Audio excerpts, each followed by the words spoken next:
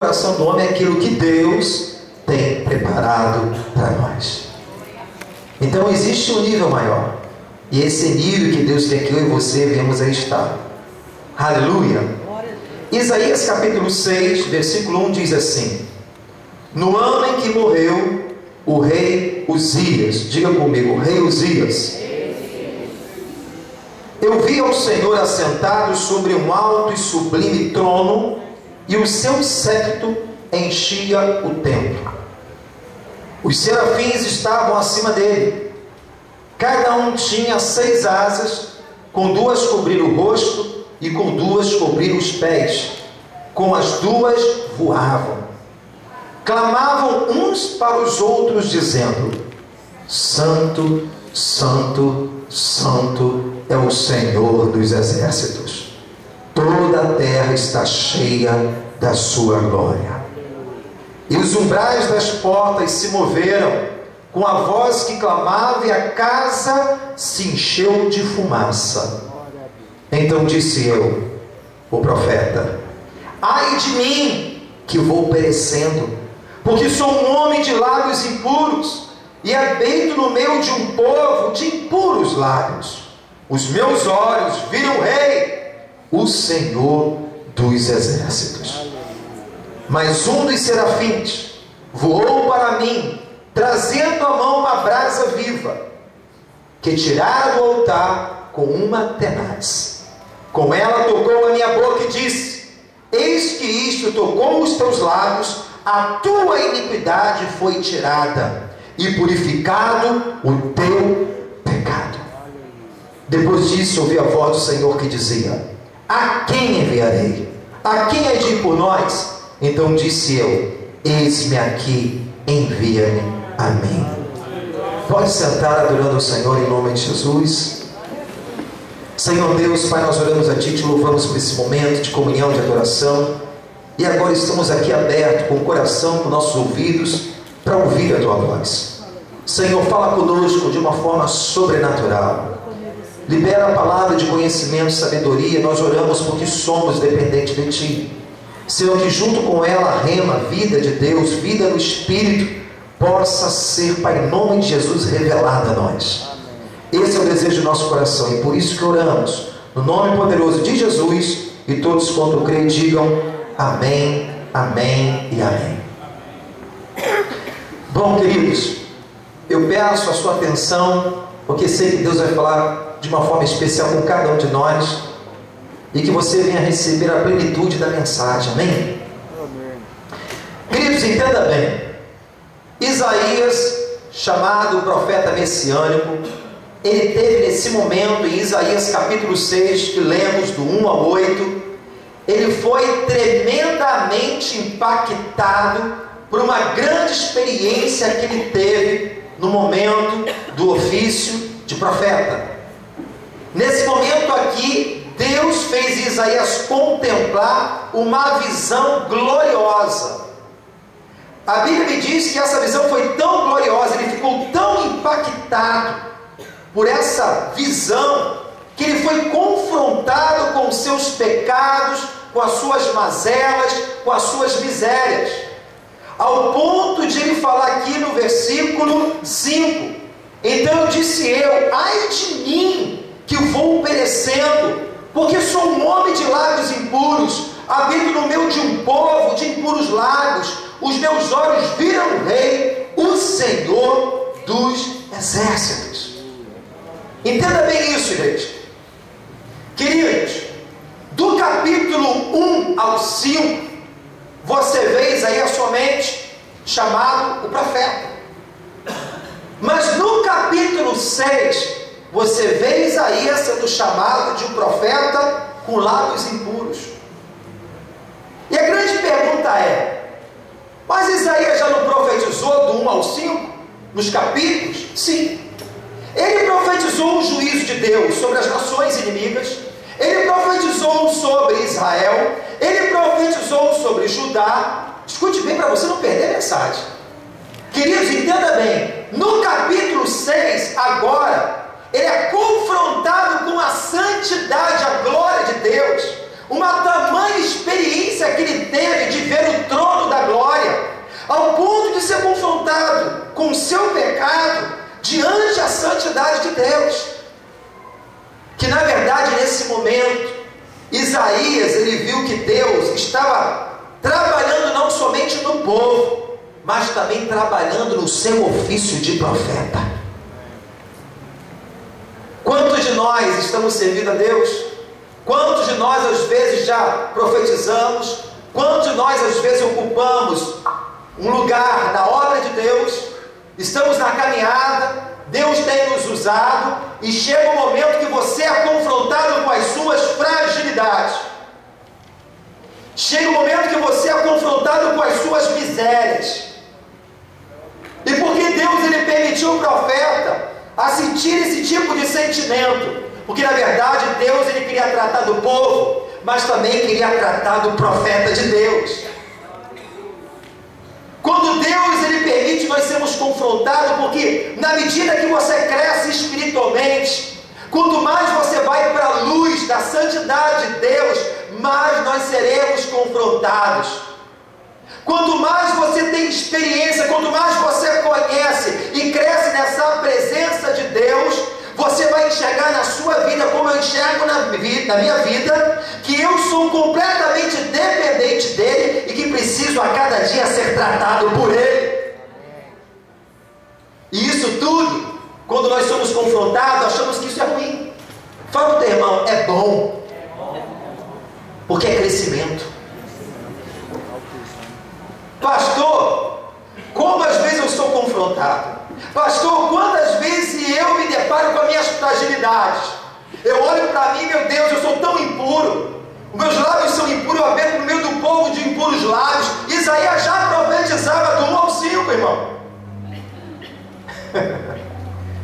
Mas nesse momento ele foi confrontado com a santidade de Deus. E queridos, nessa caminhada de santificação é um processo. Hoje a Bíblia fala que o caminho do justo é como a luz da aurora, vai brilhando a cada dia até o seu dia perfeito. O problema não é a fragilidade, o problema não são as nossas misérias e nem as nossas mazelas. A verdade é que diante desse confronto, o que importa para Deus, se eu estou disposto a me render totalmente à obra do Espírito na minha vida. Aleluia! Porque Ele tem o purificador para passar em nossa boca. Aleluia! Ele tem o poder de passar sua tenaz de brasa viva e nos purificar, nos limpar de toda iniquidade.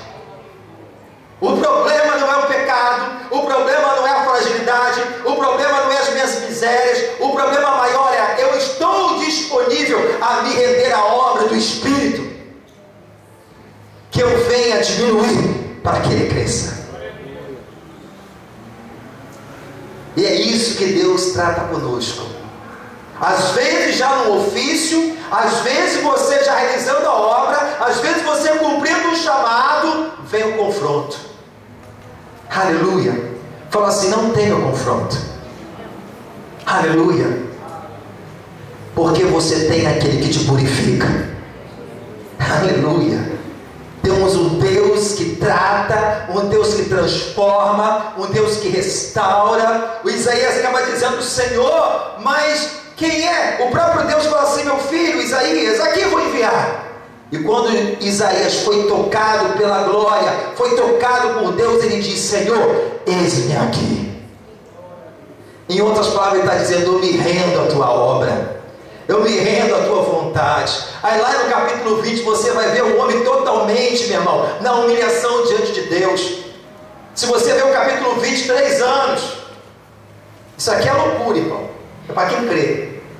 Isaías, até mesmo para demonstrar como é que estavam as nações, e uma forma de ele se humilhar também, andou nu por 3 anos profetizando. Nós temos que nos despir de todo o nosso orgulho, de toda a nossa vaidade, para que Ele cresça em nós.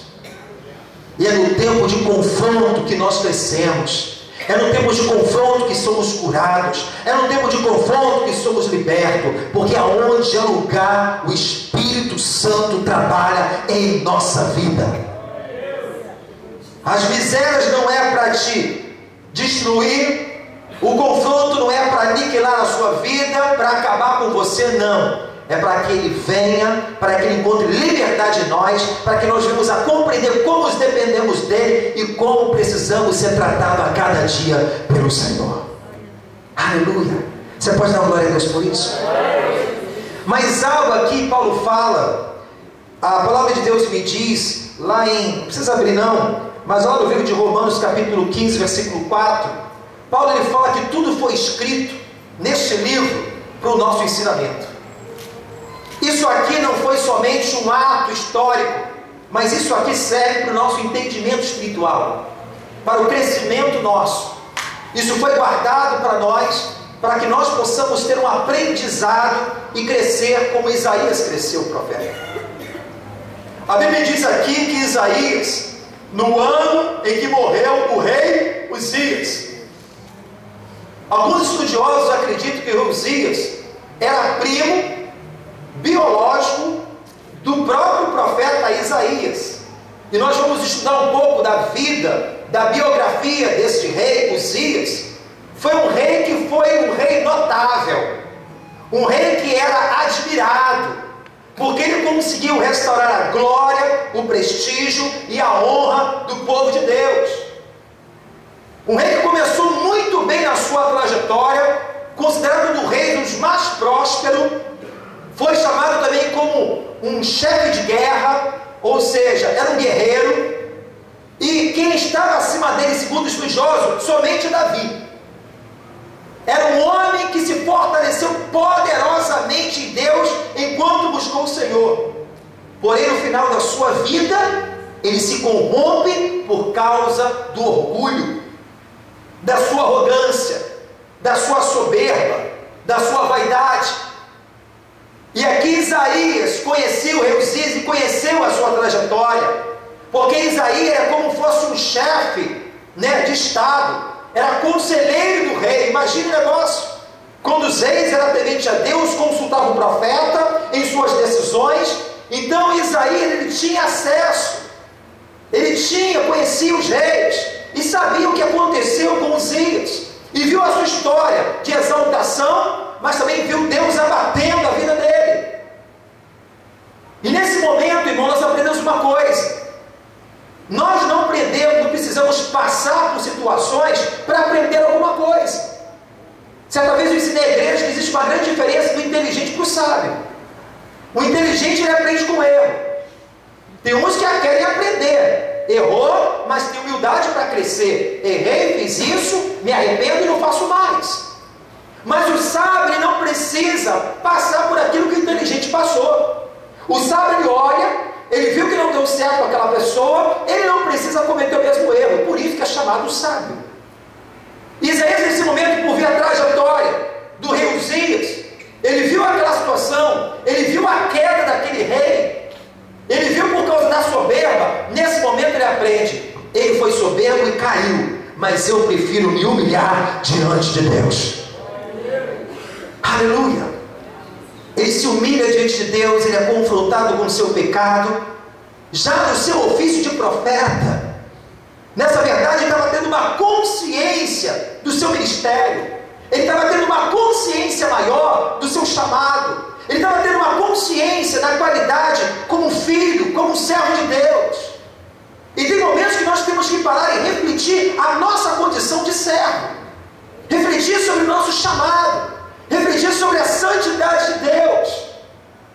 E muitos acabam às vezes se acomodando, muitos acabam às vezes deixando a desejar a sua comunhão com Deus.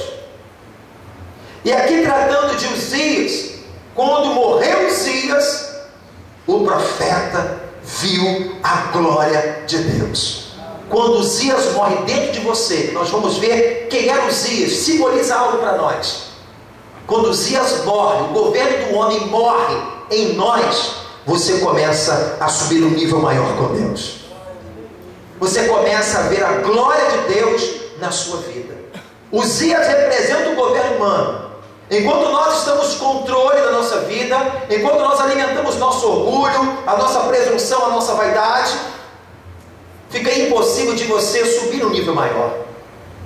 Mas quando Uzias morre, quando do governo do homem morre, que o diminua para ele cresça, você sobe um nível maior com Deus. Aleluia! Quando já recebe isso, diga glória a Deus. Vamos estudar um pouco o que aconteceu na vida desse rei Uzias. Quantos desejam um nível maior com Deus, diga glória a Deus. Abra a sua Bíblia em 2 Crônicas, capítulo 26. Esse homem teve uma trajetória inicial na sua vida maravilhosa, porque ele começou bem, mas terminou mal.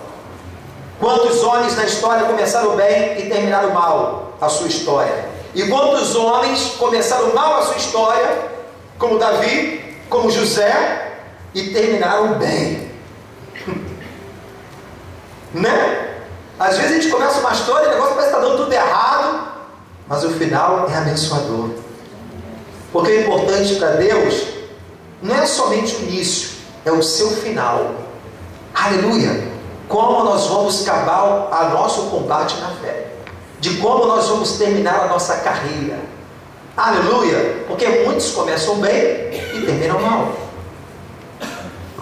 2 Crônicas, capítulo 26. Vamos aqui ver um pouco Uzias, aquilo que ele está simbolizando dentro dessa revelação para nós. Uzias, meu título aqui está: Uzias reina e prospera. No capítulo 26 diz assim: então todo o povo tomou Uzias, que era de idade 16 anos. Uzias começou a reinar devido à morte do seu pai. Ele começou a reinar com 16 anos de vida, um adolescente, e o fez rei em lugar de Amazias seu pai. Este edificou Elate e restituiu a Judá depois que o rei adormeceu com seus pais. Versículo 3: era Uzias da idade de 16 anos quando começou a reinar, e 55 anos reinou em Jerusalém. Era o nome de sua mãe Jecolias, Jerusalém, e fez o que era reto aos olhos do Senhor, conforme tudo o que fizera Amazias seu pai. Escute que o versículo 5. Olha aqui o motivo. Eu falo a receita às vezes, eu vou usar uma outra palavra, a receita do sucesso de Uzias. Porque deu-se a buscar a Deus nos dias de Zacarias, sabe, nas visões de Deus, e no dia que buscou o Senhor, Deus o fez prosperar. Eu quero ler novamente o 5. Diga comigo: porque deu-se a buscar a Deus. Tem outra interpretação que diz: porque propôs em seu coração buscar a Deus. E no finalzinho do versículo: buscou o Senhor e Deus o fez. Quem fez prosperar? Deus. Por que prosperou? Ele buscou a Deus. No momento que ele buscou, no momento que ele inclinou o seu coração a buscar a Deus, a fazer aquilo que era reto diante dos olhos de Deus, Deus o exaltou. Deus fez prosperar. Salmo 35 me diz, lá em Salmo vai me dizer que o próprio Deus, Ele ama a prosperidade dos seus servos. Deus tem prazer, Deus Ele se agrada, mas antes da tua prosperidade, o melhor disso tudo é você fazer aquilo que agrada aos olhos do Senhor, a buscar a Deus de todo o seu coração.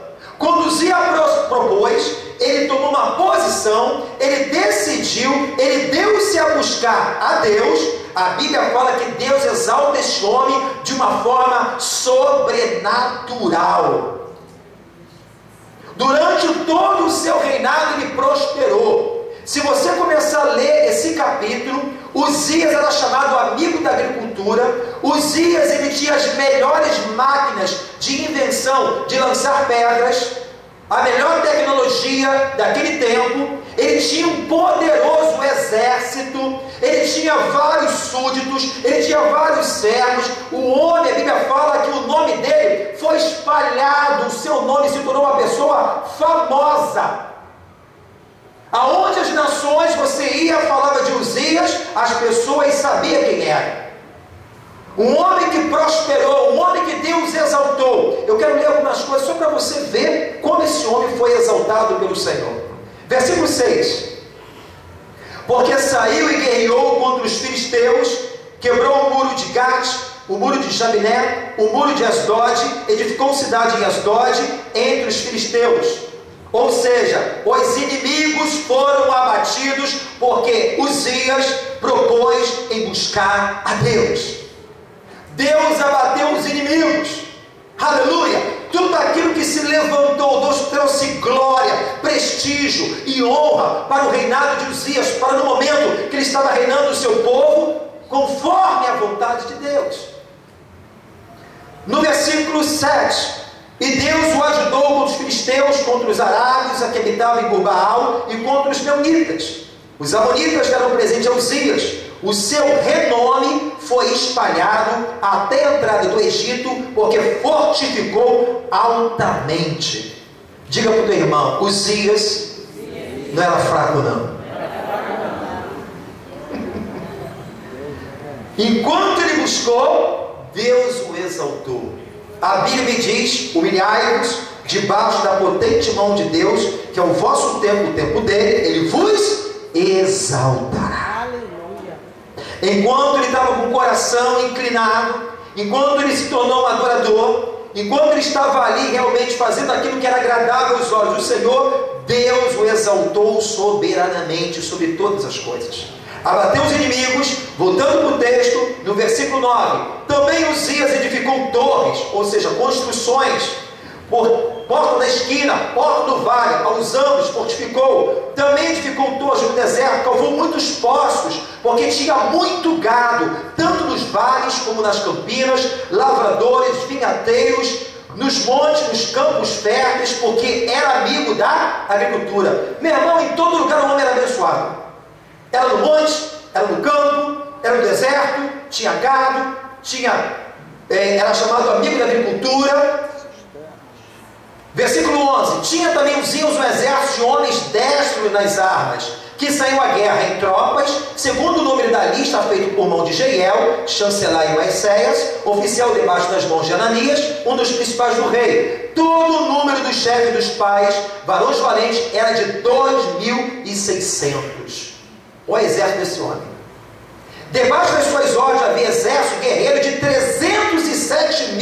307.500 homens. Faziam guerra com força belicosa para ajudar o rei contra os inimigos. E preparou-lhes Uzias para todo o exército, escudos, lança, capacete, couraça, arco, até fundas para atirar pedras. Já viu aquelas catapultas que você vê em filmes? Joga aquela pedra? Foi na época de Uzias. Ele tinha os melhores engenheiros, ele tinha a fabricação própria do seu material bélico. O cara não era fraco, não é? A Bíblia diz o seguinte: também em Jerusalém, máquinas de invenção, versículo 15, de engenheiros que estivessem nas torres, nos cantos, para atirarem flechas, grandes pedras, voou a sua fama até muito longe, porque maravilhosa, diga comigo, porque foi maravilhosamente ajudado até que se tornou forte. Aí, para aí. 55 anos de reinado, vencendo, triunfando, prosperando, porque propôs em seu coração em buscar a Deus. Até quando você quer reinar sobre a sua vida? Um dia? Uma semana? Até quando nós desejamos ter a bênção, o favor de Deus, a ajuda de Deus em todas as áreas da nossa vida? Enquanto ele propôs buscar o Senhor, Deus o exaltou. Mas chegou um momento, ele chegou a um nível de ser tão grande, ser tão próspero, que a vaidade, o orgulho, a presunção dominou o seu coração. Quando você lê esse versículo aqui final, até que se tornou forte. Sabe o que essa expressão significa? Eu não tenho aqui para dizer para você. Significa o seguinte, deixa eu só aqui ler aqui, deixa eu me achar aqui. Eu achei isso aqui muito forte. Até que Deus já não era mais, significa isso. Essa expressão significa até que Deus já não era mais necessário, pois chegou onde Ele queria. Forte isso, hein? Queridos, entenda bem. Deus, Ele tem prazer em te abençoar, a mim e você. Deus, Ele tem o melhor dessa terra para cada um de nós. Deus é um Deus que abre porta onde não tem porta. Deus, Ele ama a prosperidade dos seus filhos, como diz Salmo 35. Deus, Ele tem prazer de presentear a sua noiva. Deus tem prazer de abençoar os seus filhos. Enquanto nós andamos com Ele, enquanto abrimos nosso coração, enquanto nosso coração é inclinado para Ele, meu irmão, Deus, a vontade deles é abençoar cada vez mais a sua igreja. Mas quando o homem faz de Deus um trampolim, usando essa expressão, que agora Deus já não é mais necessário para mim, porque eu cheguei aonde eu queria. O nosso Deus, Ele não é trampolim. O nosso Deus, Ele é fundamento da nossa vida. Quantas pessoas, irmãos, fazem Deus de trampolim? Pessoas que às vezes começam na igreja, às vezes entram, a sua vida está um caos, que significa desordem, e a gente precisa de uma mudança. Às vezes é uma mudança financeira, às vezes é uma restauração familiar, às vezes é uma cura divina que nós precisamos. Às vezes eu desejo passar numa faculdade. Isso tudo é louvável, isso tudo Deus se agrada sim. Mas quantas pessoas às vezes, quando vão fazer uma faculdade, ela ora para passar no vestibular, ela busca Deus com seriedade, ela abre o coração, ela está presente na igreja, ela adora a Deus, ela louva, ela serve a Deus de toda a sua alma. Mas quando às vezes passa numa faculdade, Deus abre a porta, Deus exalta aquela pessoa, Deus dá sabedoria, Deus lança o inimigo por terra. Quando chega na faculdade, começa a se envolver aquilo que não agrada ao Senhor. Se prostitui, vai para a cama, vai para as bebidas, vai para as festas que te roubam da presença de Deus. Isso é um exemplo de fazer Deus de trampolim. Peço a ajuda de Deus, mas quando chego lá, Deus, o Senhor não é mais necessário, porque da minha vida tudo eu. Estou no poder, a minha conta está bombando, a soberba começa a entrar, você acha que você é o próprio rei da sua vida, que você está no controle de tudo, que Deus já não é mais necessário, porque você já chegou aonde você queria. Quantas pessoas, irmãos, às vezes oram por um casamento, ela busca, pastor, me ajuda na oração, eu não quero viver solteira a vida inteira, ora por um varão, peça ajuda, pastor, a gente cobre geração, a gente ora. Quando a pessoa está ali presente, é uma bênção, se torna útil, é uma pessoa fiel, presente. Quando se casa, some da igreja, porque na verdade ela alcançou o que queria. Porém, busquei, Deus me deu, Deus já não é mais necessário na minha vida, porque já alcancei o que queria. Quantas pessoas recebem uma cura, aprisionadas por enfermidade, a medicina diz que não tem jeito, vai morrer, mas a graça de Deus, a pessoa quebranta o coração, recebe de Deus, e quando recebe uma cura, vai embora, se tornando indiferente, trata a Deus como algo descartável da sua vida. Quantas pessoas, uma vida profissional, portas abertas, Deus exalta, a pessoa começa ali, do nada, Deus faz o tudo, mas quando chega lá, engodada pelas paixões, engodada pelo sistema do mundo, acaba se corrompendo e a presença de Deus já não é mais necessária, se tornando indiferente às coisas dos céus. Paulo diz que tudo isso foi escrito para o nosso ensinamento. Ninguém está livre de passar por isso. Entenda bem, irmão. A gente fala muito de deserto. Que Deus prova no deserto, prova. Existem duas provas que Deus faz em nossa vida, e guarda isso no teu coração. Deus é Deus que prova você no deserto, e Deus também prova você nos montes. Os montes significam lugar de exaltação. Tem muitas pessoas que são provadas no deserto e aprovadas por Deus, mas quando chega no tempo da aprovação do monte, se tornam reprovadas pelo Senhor.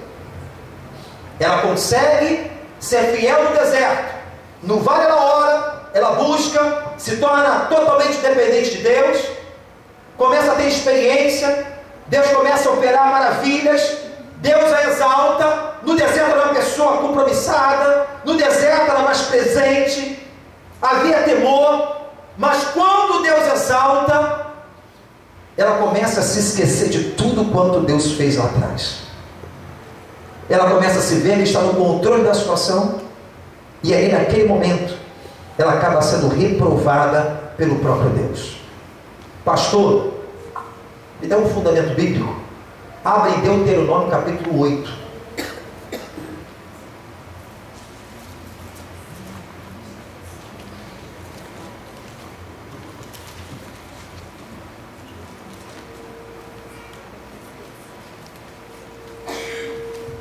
Deuteronômio capítulo 8, versículo 10. Fala para o teu irmão, meu irmão. Você está no deserto? Deus está te provando. Se você passar direitinho, Ele vai te aprovar. Agora, se você está no monte, fala para o teu irmão, Deus também está te provando. Mas o desejo dele não é te reprovar, é te aprovar. Porque Ele quer te levar para um nível maior. Aleluia. Deuteronômio capítulo 8, versículo 10 diz assim: quando, pois, tiveres comido, fores farto, louvarás ao Senhor teu Deus pela boa terra que te dei.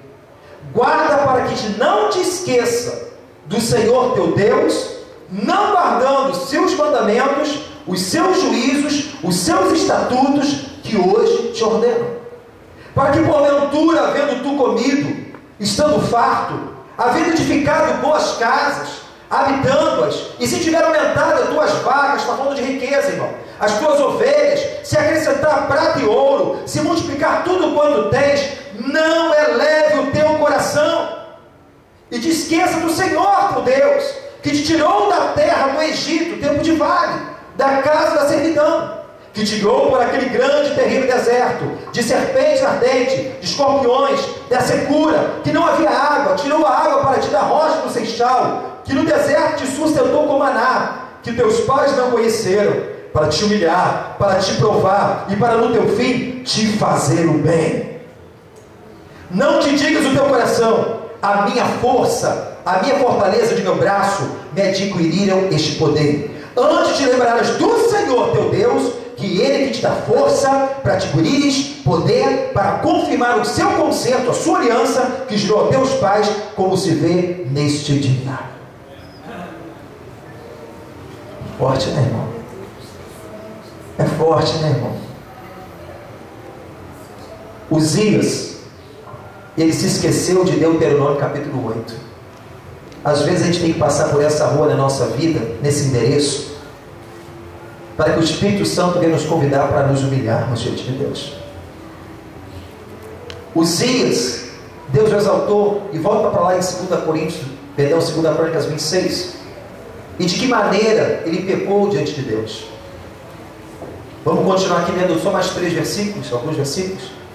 2 Crônicas capítulo 26, versículo 16. Aqui no versículo 15, você viu que depois que Deus maravilhosamente ajudou a ele, até que se tornou forte, no versículo 16 vai me dizer o seguinte: mas havendo-se já fortificado, exaltou o seu coração até se corromper e transgrediu contra o Senhor seu Deus, porque entrou no templo do Senhor para queimar incenso no altar do incenso.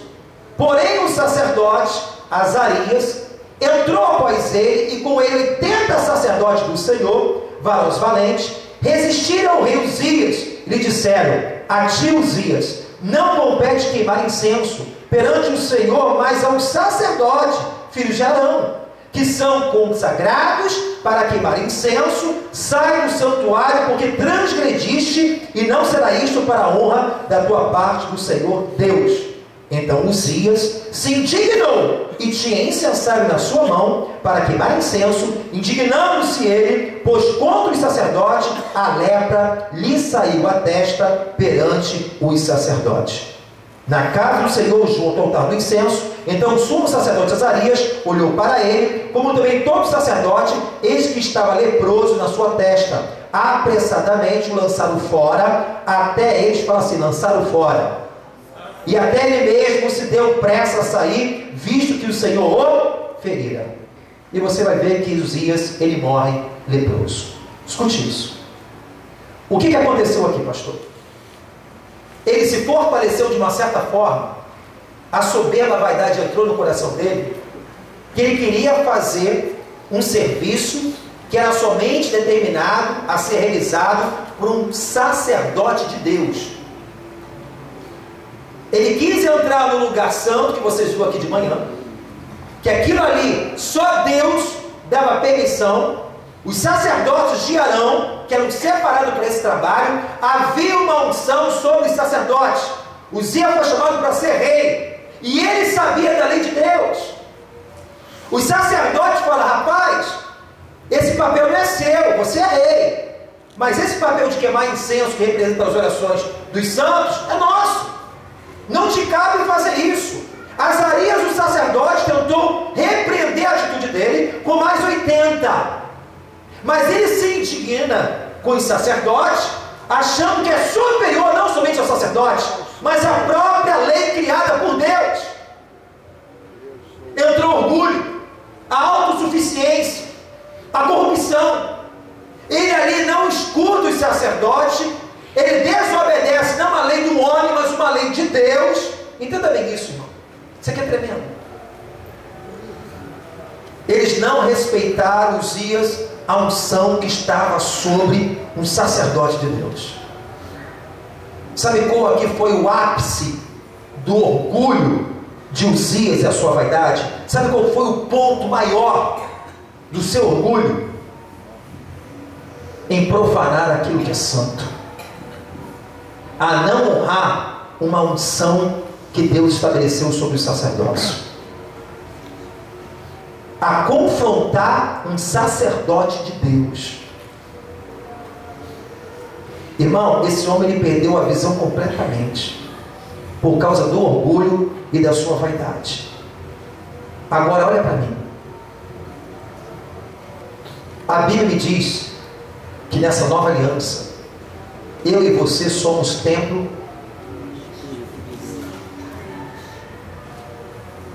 Diga assim: eu sou templo do Espírito. Pedro vai me dizer nas cartas que eu e você somos um sacerdócio real. Você, como sacerdote, você tem que botar o espírito de Uzias para fora da sua vida, para fora do templo. Quando Uzias, a Bíblia fala até um ponto, a Bíblia aqui me diz o seguinte: até ele se corromper, exaltou o seu coração até se corromper. Talvez você está se exaltando, o orgulho está falando mais alto, a vaidade. Meu irmão, guarda essa frase que eu vou dizer, porque ela é tremenda. Quando nós perdemos a visão do reino, só resta para nós vaidade. Quando a gente não tem visão do reino, só resta para mim vaidade, orgulho ferido. Quando a gente perde a visão de reino, só sobra para nós espírito de Uzia, rebeldia, vaidade, orgulho ferido. E a Bíblia fala que eu e você, como sacerdote, temos que expulsar esse espírito de Uzias do templo. Aleluia. Expulse esse tipo de sentimento. O maior ápice de orgulho de Uzias foi confrontar com o sacerdócio de Deus. A Bíblia me diz que ele ficou leproso. E a lepra é uma enfermidade que não mata na hora, mata aos poucos.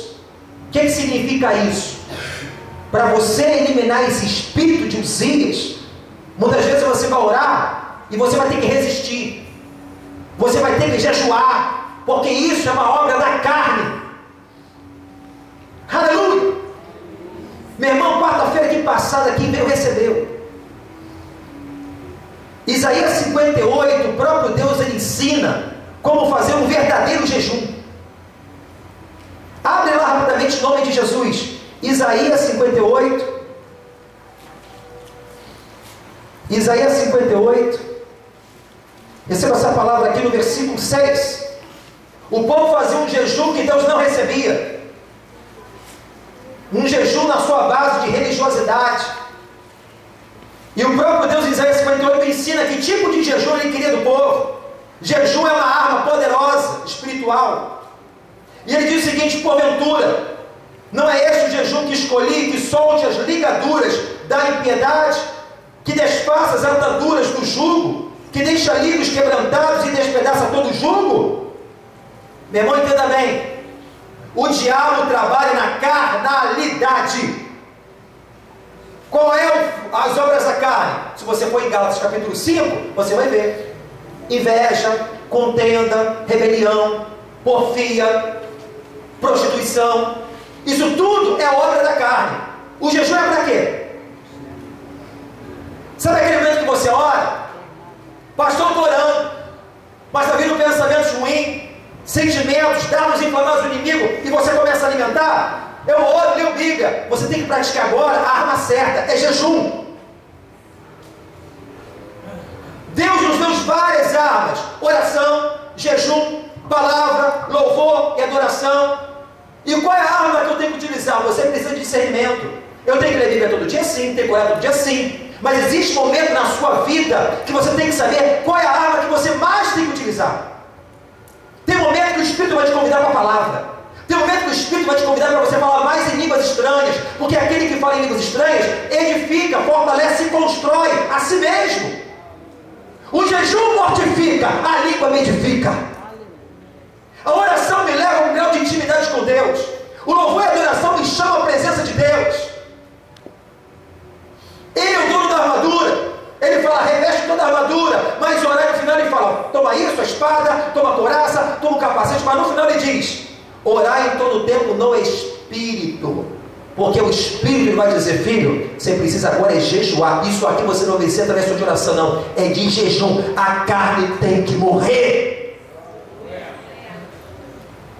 Porque quando chega em nossa vida, que parece que paramos na nossa caminhada, parece que as coisas não acontecem mais, pensamentos que eu não quero pensar, eu estou pensando, sentimentos que estou sentindo que eu não gostaria de sentir, atitudes que eu estou tendo, isso tudo é obra da carne. Quantos dias eu tenho que fazer? Eu não sei, mas o Espírito sabe, pergunta a ele. Isso tem que ser mortificado, irmão. Tem que ser mortificado em nossa vida. E a Bíblia fala que esse jejum ele quebra as ligaduras da impiedade. Sabe por quê? O diabo se utiliza da tua carne para manipular a sua alma. O diabo, antes de ele tocar na sua alma, ele passa pela sua carne. Carnalidade, obras da carne. Aquela coisa que você fica alimentando, sentimento de raiva, carne, ódio, ira. Está lá, Gálatas 5. Contenda. É o orgulho que fica ferido e fica alimentando coisa ruim. o diabo ele entra na carnalidade, porque você está alimentando ele entra na carnalidade para manipular a sua alma. Aí você começa a pensar mais nisso, sentimentos ruins. O que eu tenho que fazer? Cortar a comunicação. Como? Jejum. Mortifico a carne, oro em línguas, edifico o meu espírito. Oro a Deus, como a palavra que sustenta o pão, o alimento. Mas tem momentos que nós temos que aplicar jejum, essa arma poderosa que poucos exercem. E você vê que as coisas vão soltar, essa ligadura vai te soltar da impiedade. É como o diabo queria estabelecer uma comunicação contigo, se utiliza da carne para atingir e manipular nossa mente, nossos sentimentos. Ninguém aqui é livre de tentação. Quando eu sou tentado, eu faço mais um jejum. Jejum toda semana. Mas quando me sinto tentado em alguma coisa, jejum. Mortifico a carne para edificar o meu espírito. Você tem que saber, porque você tem que ter vida com Deus. E quem tem vida com Deus sabe quando aplicar a arma certa. Corta a ligadura da impiedade. Falei aqui 4, estou aqui pregando. Todos estão me ouvindo. Se eu tirar o microfone, começar a falar alguma coisa aqui, nem todo mundo aqui está conseguindo ouvir. Sabe por quê? Cortou a comunicação. Quando você corta a comunicação, aleluia, ele não vai te escravizar mais, ele perdeu. Aí fala, corta a ligadura da impiedade, desfaz as ataduras do jugo. Tem pessoas que estão com atadura, aprisionadas. Que deixas livres os quebrantados e despedaça todo jugo. Aí diz, porventura não é também repartas o teu pão com o faminto? Começa a falar de relacionamento, você para fora. Porque quando você está bem, você consegue viver bem com as pessoas, ajudar as pessoas. Como é que eu posso ajudar alguém se eu estou precisando de ajuda? Primeiro Deus trata de nós, para depois operar através de nós. Quando estou entendendo, diga glória a Deus. Meu irmão, voltando para os Uzias, ele foi desqualificado naquele momento.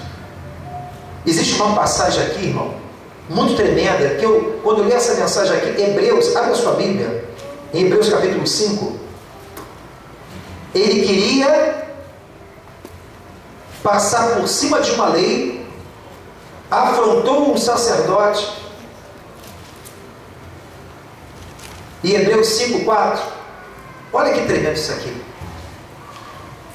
Meu Deus do céu. Tem coisa que aparece na Bíblia e fala, Senhor, parece que eu nunca vi isso aqui. Mas estava aqui. Hebreus 5:4. Ninguém toma para si honra, senão o que é chamado por Deus. Muitos querem honra. Mas primeiro você tem que realmente entender o que é um chamado de Deus. Não é para vaidade, não é para orgulho. A gente não pode perder visão de reino, irmão. Não pode deixar que o espírito de Uzias venha escravizar a nossa vida. A nossa motivação na obra tem que estar alinhada com a palavra de Deus. Aleluia. Então naquele momento, ele e você, Azarias, o sacerdote, a lepra apareceu. Tem momentos que a lepra aparece, a enfermidade, tem jeito? Tem. Ela mata aos poucos. E por isso que às vezes a gente luta, temos que orar, temos que nos consagrar. Se esse espírito está tentando nos dominar, você tem que expulsar Uzias do teu templo, para que você possa ter a visão de Isaías, contemplar a glória de Deus na sua vida e subir no nível maior. Porque essa é a proposta de Deus para a nossa vida. Isaías viu a glória depois da morte de Uzias. Quando Uzias morre na minha vida, o meu eu, a minha vaidade, o meu orgulho, Uzias aqui não estava registrando o sacerdote, estava registrando a lei de Deus. Eu estava conversando hoje com a irmã. Existe uma coisa, irmão, que a gente tem que tomar muito cuidado. É uma verdade. Às vezes a gente começa a ter muita intimidade com aquilo que é santo, a unção, pessoas de Deus, e a gente começa a desvalorizar as coisas. Dê honra a quem tem honra. Porque se você não saber honrar, você nunca será honrado. E para honrar alguém você tem que ter humildade. Quem tem humildade cresce. Agora a Bíblia fala que o soberbo Deus abate. A Bíblia me diz que aquele que se humilha, ele exalta. Se Deus na minha vida vai chegar um momento que eu tenho que me humilhar, eu não me humilho, Deus um dia vai fazer esse trabalho por mim. Porque Ele vai me abater. Aleluia. A humildade é coisa nossa. E Deus vai exaltar. Mas se chegar um determinado tempo, se não há humildade em nós, o próprio Deus vai fazer esse trabalho em nosso lugar. Uzias perdeu tudo, irmão. Porque o leproso, ele fica longe de tudo. Naquela cultura, fica longe da família. Não pode tocar em nada. Imagine um rei que conquistou tantas coisas através de ouro e prata. Tudo quanto ele tinha, não podia mais desfrutar de nada. Não podia mais desfrutar da sua família. Estava distante do seu reino. E ele morreu leproso. Mas o nosso Deus é um Deus que cura a lepra. A lepra, segundo o Antigo Testamento, simboliza o próprio pecado na vida do homem. Tem remédio. Mas Deus só trabalha no coração ensinável. Aleluia. Deus só trabalha onde há humildade. Aleluia. Uzias rejeitou e por isso morreu leproso. Perdeu o reino, perdeu tudo quanto Deus o realizou na sua vida por causa da sua arrogância, por causa da soberba, do orgulho e da vaidade do seu coração, por não respeitar aquilo que era santo e pelo contrário profanou aquilo que pertence a Deus. Amém, querido? Vamos ficar de pé em nome de Jesus. O próprio Deus, Jesus Cristo, Ele ensina no Sermão da Montanha, um dos grandes ensinamentos. Jesus ensina muita coisa. Abre Mateus capítulo 5. Mateus capítulo 5. Peço aos irmãos que subam para me ajudar a adorar a Deus juntos. Mateus capítulo 5. Para quem não sabe, Mateus capítulo 5 começa o Sermão da Montanha. O que é o Sermão da Montanha? São vários ensinamentos para que eu e você venha a ser bem-aventurado, que significa bem-sucedido na vida. Jesus, ele deixou esse ensinamento. Mas entenda bem, sabe qual é o primeiro ensinamento que Jesus ensina? Mateus capítulo 5, versículo 3. Bem-aventurado os pobres de espírito, humilde, coração ensinável, porque deles é o reino dos céus. Jesus, ele começa a explicar muita coisa, irmão. Todas as áreas da nossa vida tem ensinamento aqui. Mas o primeiro ensinamento é tremendo, por quê? Se você não recebeu o primeiro, não tiver humildade para receber o coração, como é que você pode receber os demais ensinamentos? É sério. Se estamos aqui na casa de Deus, é para ser transformado. Amém ou não? Se estamos na casa de Deus, a casa é uma escola, um hospital. Não estamos aqui para ficar do mesmo jeito. Estamos aqui para ser confrontados como Isaías foi. E Isaías foi no seu ofício de profeta. Ele foi confrontado com a glória de Deus. Olhou para dentro dele, meu Deus, quanta coisa tem que tratar. Quantas misérias. A Bíblia fala que nós temos que chorar nossas misérias. E quando há liberdade, o Espírito Santo ele trabalha em nossa vida. E aqui, Mateus, e lá em Miqueias, no Antigo Testamento, eu acho também um versículo maravilhoso, que é capítulo 6, versículo 8. Se você não achou, escute.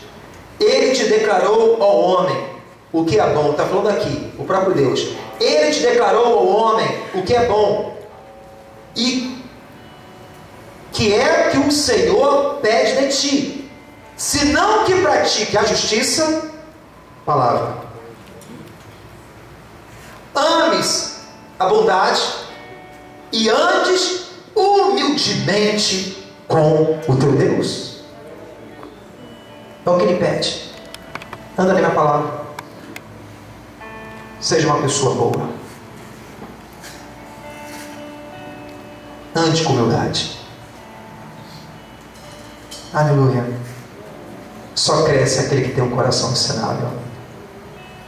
Você pode estar no melhor lugar da face do mundo. Você pode ouvir a melhor mensagem. Você pode ter Jesus pregando para você. Mas se você não tiver um coração aberto, não cresce. Azarias estava ali não para prejudicar Uzias, mas para proteger ele. Mas Uzias viu como inimigo, se indignou, ficou irado. Eu quero fazer o que eu quero. Porque na verdade Uzias perdeu a visão de reino e só sobra vaidade, eu, presunção, orgulho ferido. Mas se Uzias morrer, você terá a visão da glória de Deus. E Uzias morreu, Isaías se humilhou, contemplou a glória do Pai e se tornou um dos maiores profetas do Antigo Testamento. Tem jeito. Eu notei algumas frases aqui para meditação. Remédio para a humildade. Procure o melhor nos outros, servindo aos outros como o Senhor fez. O humilde lhe serve. Ele não espera ser servido, ele serve. Não devemos pensar que somos importantes, achando que somos insubstituíveis. Não precisa esperar que outros te humilhem. A chave da nossa obediência é a nossa humildade voluntária. Sempre que somos tentados a pensar que somos grandes, é importante contemplar a grandeza e a majestade de Deus, contemplar a humildade de Jesus Cristo. O nosso papel é se humilhar, e se eu não fazer o meu papel, Deus fará um dia por mim. Aleluia. Fecha teus olhos.